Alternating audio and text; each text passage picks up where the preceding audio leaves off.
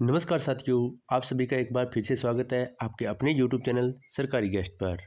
हमने जो हिंदी के प्रैक्टिस सेट शुरू किए हैं जो कि एसएससी जीडी 2026 को ध्यान में रखते हुए हमने ये जो सीरीज स्टार्ट की है जिसमें हम हिंदी के प्रीवियस ईयर क्वेश्चनों को सोल्व कर रहे हैं जो कि एसएससी के द्वारा पीछे के एग्जामों में पूछे गए हैं।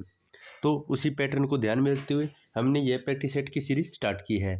आज हमारा प्रैक्टिस सेट नंबर 9 रहेगा। इससे पहले हमने 8 प्रैक्टिस सेट अपलोड कर दिए हैं। अगर वो आपने नहीं देखे हैं तो नीचे डिस्क्रिप्शन में लिंक दिया है, वहाँ पर जाकर देख सकते हैं।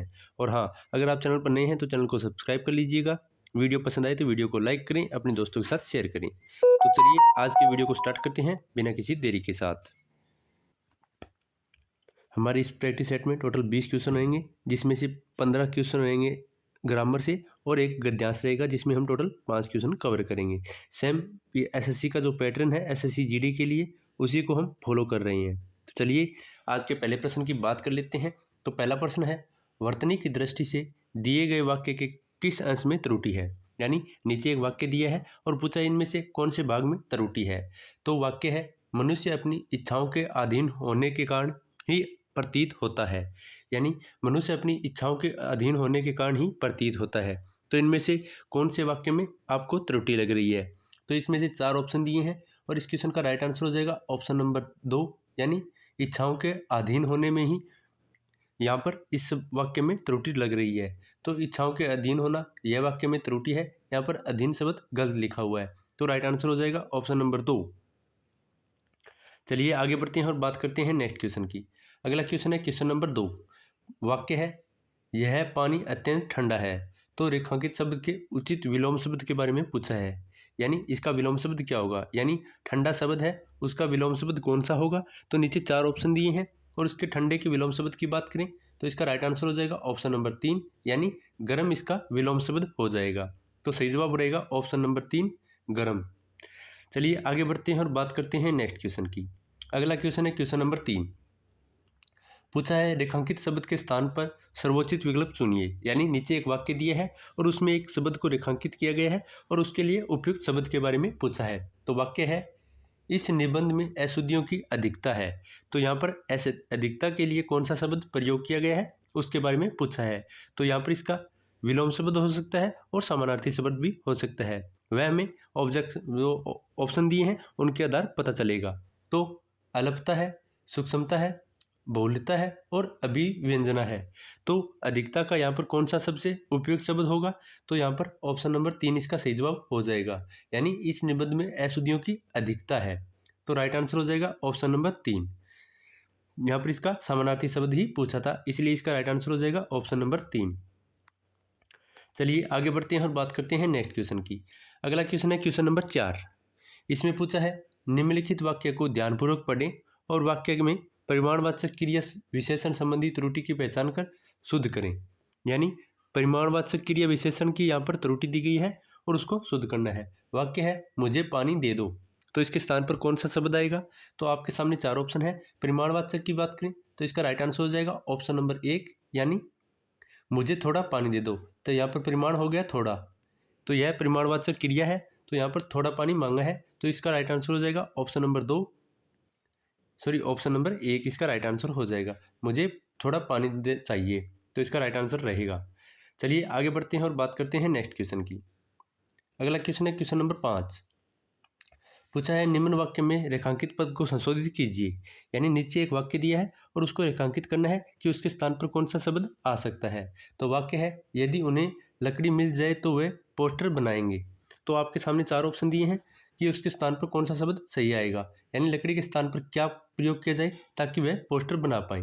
तो सीमेंट मिल जाए, कागज मिल जाए, पत्ते मिल जाए या कलम मिल जाए। तो पोस्टर बनाने के लिए किस चीज़ की आवश्यकता होती है। तो वहाँ पर कागज़ की आवश्यकता होती है। तो राइट आंसर हो जाएगा ऑप्शन नंबर 2, यदि उन्हें कागज़ मिल जाए तो वे पोस्टर बनाएंगे। तो इस क्वेश्चन का राइट आंसर हो जाएगा ऑप्शन नंबर 2, कागज़। चलिए आगे बढ़ते हैं और बात करते हैं नेक्स्ट क्वेश्चन की। अगला क्वेश्चन है क्वेश्चन नंबर 6। पूछा है, कमरे में बंदर को देखकर कासू के मुंह पर हवाई किले बन गए। यानी कमरे में बंदर को देखकर कासू के मुंह पर हवाई किले बन गए। वाक्य में रेखांकित भाग को उचित विकल्प से बदलें। तो यहाँ पर यह वाक्य के रेखांकित भाग है, तो मुंह पर हवाई किले बन गए, इसके स्थान पर कौन सा शब्द प्रयोग किया जाएगा? तो आपके सामने 4 ऑप्शन दिए हैं और इनमें से इसके राइट आंसर हो जाएगा ऑप्शन नंबर 2 कि हवाइयाँ छूट गई। यानी कमरे में बंदर को देखकर कासू के मुंह की हवाइयाँ छूट गई। तो इसका राइट आंसर हो जाएगा ऑप्शन नंबर 2। यह शब्द प्रयुक्त हो जाएगा इसके स्थान पर। चलिए आगे बढ़ते हैं और बात करते हैं नेक्स्ट क्वेश्चन की। अगला क्वेश्चन है क्वेश्चन नंबर 7। पूछा है रेखांकित शब्द के विलोम शब्द से वाक्य को पूर्ण करें। यानी यहाँ पर एक वाक्य दिया है और उसमें एक भाग को रेखांकित किया गया है और उस शब्द का विलोम शब्द आगे रिक्त स्थान में भरना है कि क्या आएगा।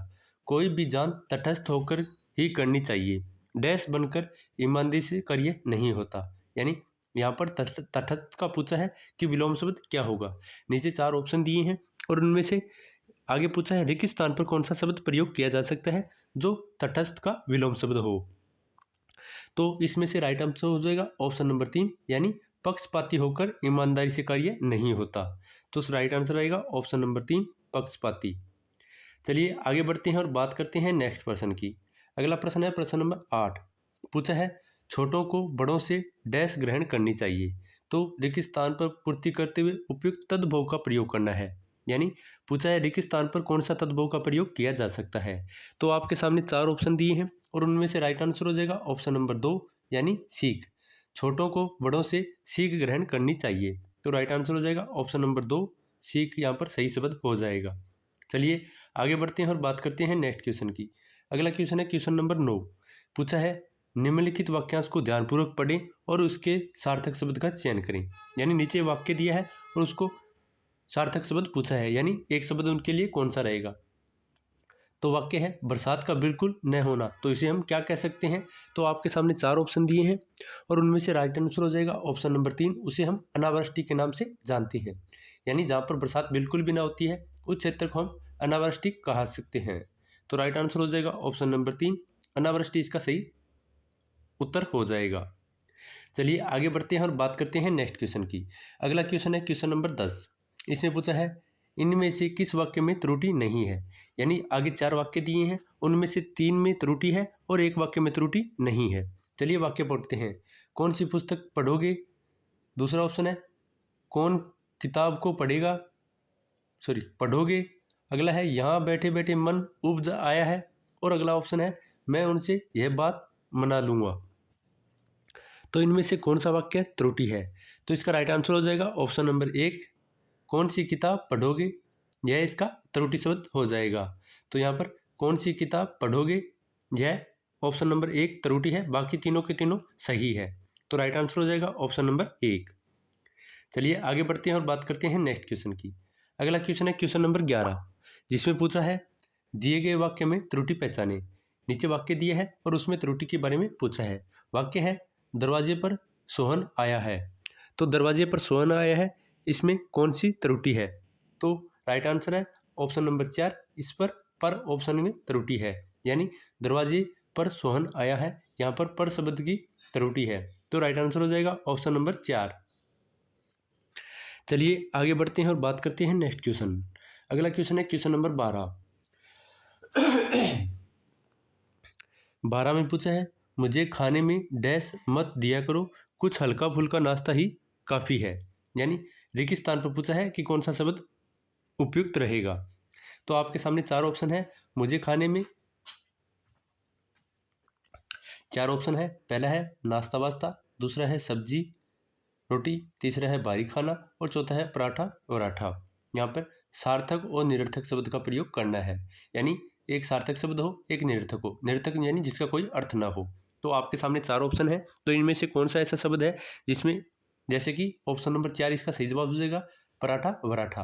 वराठा का यहाँ पर कोई अर्थ नहीं होता, तो जबकि पराठा का होता है। तो इसका राइट आंसर हो जाएगा ऑप्शन नंबर 4 पराठा वराठा। चलिए आगे बढ़ते हैं और बात करते हैं नेक्स्ट क्वेश्चन की। अगला क्वेश्चन है क्वेश्चन नंबर 13।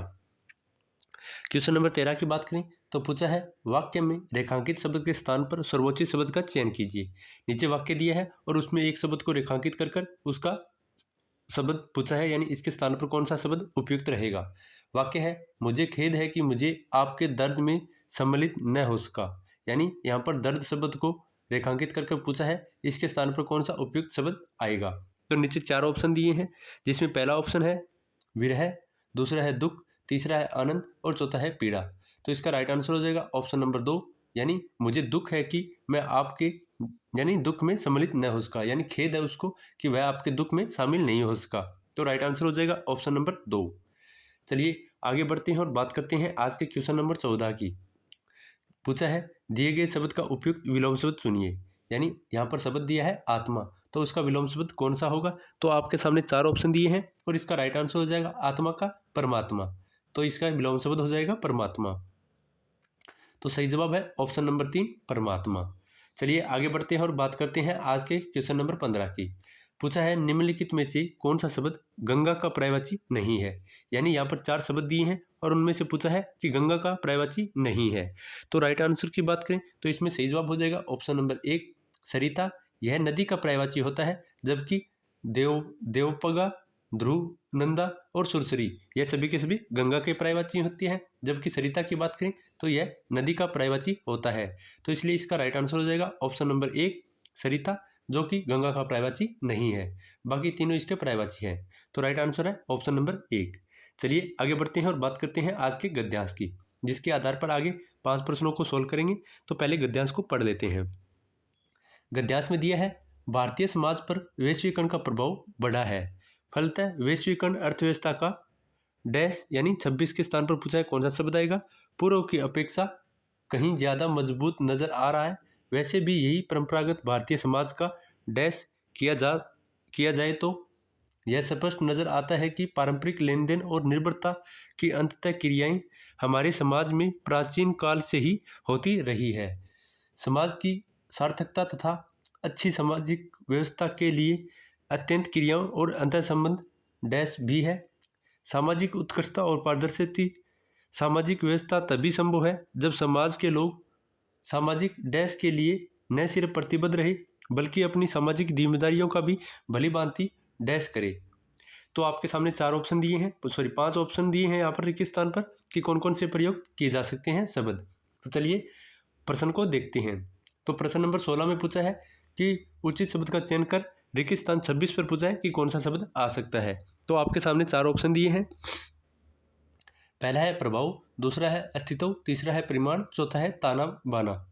तो इसमें राइट आंसर की बात करें तो फलतः वैश्वीकरण अर्थव्यवस्था का यहाँ पर हम प्रयोग कर सकते हैं अस्तित्व पूर्ण रूप से अपेक्षा कहीं ज़्यादा मजबूत नजर आ रहा है, तो यहाँ पर अपेक्षा यानी अस्तित्व नजर आ रहा है, तो 26 पर हम अस्तित्व का प्रयोग कर सकते हैं।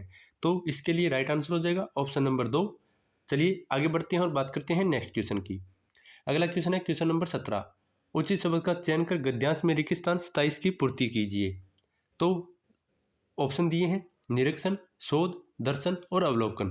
तो इनमें से कौन सा शब्द प्रयोग किया जा सकता है। तो देखते हैं, वैसे भी यही परंपरा भारतीय समाज का है डैश, यहाँ पर क्या शब्द किया जाता है अवलोकन किया जाए तो यह स्पष्ट नजर आता है, यानी यहाँ पर अवलोकन करने की बात की गई है, यानी यहाँ पर भारतीय समाज का अवलोकन किया जाए तो राइट आंसर हो जाएगा, तो यह मजबूत नजर आता है। तो राइट आंसर हो जाएगा ऑप्शन नंबर 4, 27 पर अवलोकन का प्रयोग किया जाएगा। आगे बढ़ते हैं और बात करते हैं अगले क्वेश्चन पर। पूछा है उचित शब्द का चयन कर गद्यांश में रिक्त स्थान 28 की पूर्ति कीजिए। तो ऑप्शन दिए हैं आवश्यक है, प्रासंगिक है, अर्थपूर्ण है या सार्थक है। तो आगे 4 ऑप्शन दिए हैं, तो इनमें से देखते हैं कि 28 नंबर है उस पर कौन सा शब्द आएगा। तो आगे ऑप्शन में दिया है कि समाज की सार्थकता तथा अच्छी सामाजिक व्यवस्था के लिए यह अत्यंत क्रियाएं और अत्यंत संबंध डैश, यहाँ पर क्या प्रयोग किया जा सकता है आवश्यक भी है, यानी अंतः क्रियाएं और अंतर संबंध की आवश्यक भी है, यहाँ पर आवश्यक शब्द का प्रयोग किया जाएगा। तो 28 नंबर में आवश्यक का प्रयोग हो जाएगा, तो राइट आंसर हो जाएगा ऑप्शन नंबर 1, यानी यहाँ पर आवश्यकता है। चलिए आगे बढ़ते हैं और बात करते हैं नेक्स्ट क्वेश्चन की। अगला क्वेश्चन है क्वेश्चन नंबर 19। पूछा है उचित शब्द का चयन कीजिए और रिक्त स्थान 29 का पूर्ति करनी है। तो ऑप्शन दिए हैं व्यवस्थाओं, प्रतिकारों, परंपराओं और सरोकारों। तो इनमें से कौन सा सही रहेगा। तो 29 में पूछा है सामाजिक उत्कृष्टता पारदर्शी सामाजिक व्यवस्था तभी संभव है अगर संभव है जब समाज के लोग सामाजिक, और यहाँ पर क्या आएगा सरोकारों के लिए न सिर्फ प्रतिबद्ध रहे, तो 29 में कौन सा प्रयोग किया जा सकता है? तो इसका सही जवाब हो जाएगा ऑप्शन नंबर 4, सरोकारों का प्रयोग कर। आगे बढ़ते हैं और बात करते हैं नेक्स्ट क्वेश्चन की। अगला क्वेश्चन है क्वेश्चन नंबर 20। उचित शब्द का चयन करना है और रिक्तस्थान 30 की पूर्ति करनी है। ऑप्शन है परिवहन, निर्वहन, प्रचार और अतिक्रमण। तो इनमें से कौन से 4 ऑप्शन सही होंगे? चलिए उसको देख लेते हैं। तो यहाँ पर है बल्कि अपने सामाजिक जिम्मेदारियों का भली भांति भी निर्वहन करें। तो 30 नंबर में आ जाएगा निर्वहन करें। तो यहाँ पर निर्वहन शब्द का प्रयोग किया जाएगा। तो इसलिए 20 नंबर क्वेश्चन का राइट आंसर हो जाएगा ऑप्शन नंबर 2, यहाँ पर निर्वहन शब्द का प्रयोग सही किया जाएगा। तो यह था आज का हमारा प्रैक्टिस सेट नंबर 9। उम्मीद है आपको वीडियो पसंद आया है। अगर वीडियो पसंद आया तो वीडियो को लाइक करें, चैनल को सब्सक्राइब करें और वीडियो को शेयर करें। और मिलते हैं एक नई वीडियो के साथ, तब तक के लिए धन्यवाद।